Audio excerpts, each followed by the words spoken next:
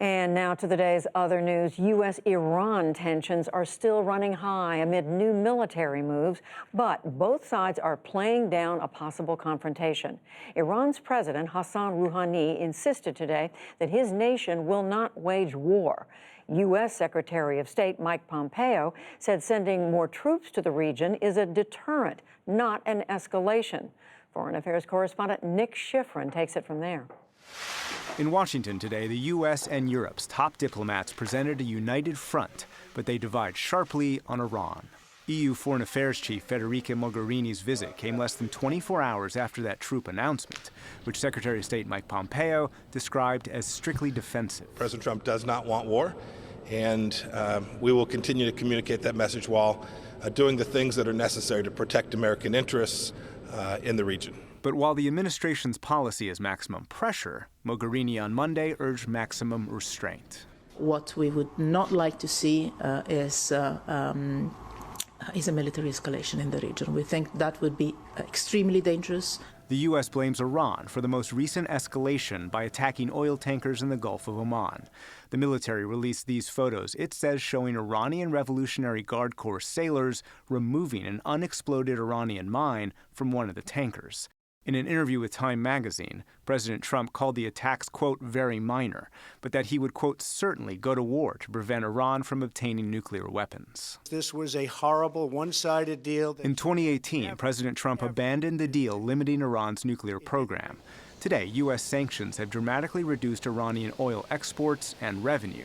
Under pressure economically, Iranian President Hassan Rouhani is publicly defiant. Despite all of the Americans' efforts in the region and their desire to cut off our ties with all of the world and their desire to keep Iran secluded, they have been unsuccessful. Iran vows to exceed caps imposed by the nuclear deal on enrichment and stockpiles if Europe can't deliver economic benefits. European diplomats who met yesterday in Luxembourg say they are caught between the U.S. pressure campaign and trying to pressure Iran to stay in the deal, as German Chancellor Angela Merkel said yesterday. In regard to the nuclear deal, we are pushing Iran to abide by it. If that is not the case, there will, of course, be consequences.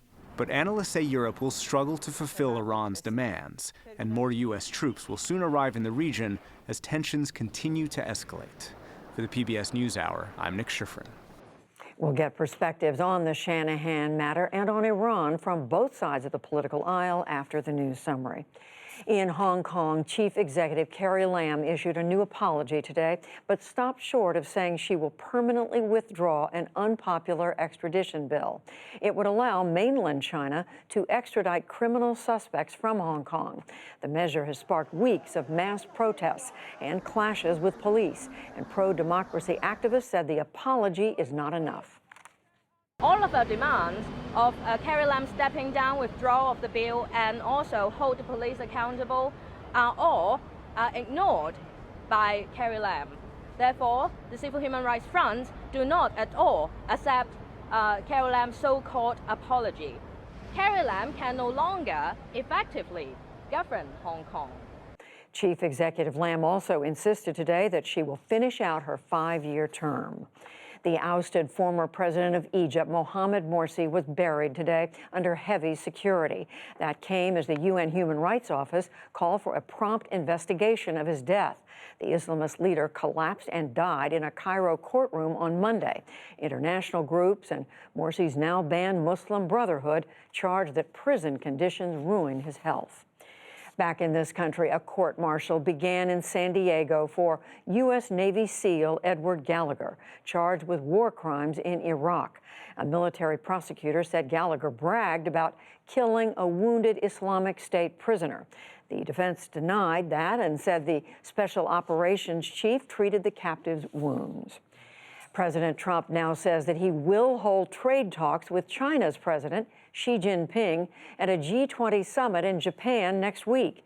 He tweeted today that he spoke to Xi by phone and said they will have what he called an extended meeting. But at a Senate hearing, U.S. Trade Representative Robert Lighthizer said tariffs may be the only real hope. I don't know if it'll get them to stop cheating tariffs alone. I think you don't have any other option. I know one thing that won't work, and that is talking to them, because we've done that for 20 years, and I know you agree with me on that. So if we don't get an agreement, and then we have to do something. And if there's a better idea than tariffs, I'd like to hear it. I haven't heard it. Negotiations with Beijing have largely stalled, and Mr. Trump is preparing to place tariffs on all of China's remaining exports to the U.S. In California, Pacific Gas and Electric has agreed to pay $1 billion to local governments for wildfire losses caused by its equipment. Today's settlement covers fires from 2015, 2017, and last year. The utility already filed for federal bankruptcy protection, facing lawsuits seeking billions in damages.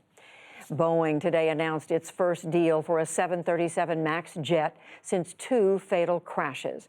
The parent company of British Airways and other carriers signed a letter of intent to buy 200 of the planes. All existing 737 MAXs are now grounded, while Boeing works on problems linked to crashes in Indonesia and Ethiopia that killed 346 people.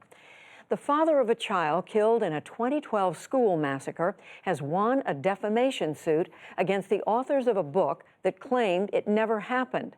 20 children and 6 teachers died in the attack on Sandy Hook Elementary School in Newtown, Connecticut. The judgment in the defamation suit came Monday in Wisconsin, where one of the authors lives. A later trial will decide the monetary damages. Facebook is moving into digital currency. The social media giant rolled out plans today for its own currency called Libra. It's being developed in partnership with PayPal, Uber, Visa, and others. Facebook aims to launch the currency in 6 to 12 months, it says. And on Wall Street, stocks jumped after the president said that he will hold trade talks with China's president. The Dow Jones Industrial Average gained 353 points to close at 26,465. The Nasdaq rose 109 points, and the S&P 500 added 28. Still to come on the NewsHour, what the staff shakeup at the top of the Pentagon means during rising tensions with Iran. A conversation with the new acting director of Immigration and Customs Enforcement. On the ground in Orlando, Florida, as President Trump formally kicks off his re-election campaign, and much more.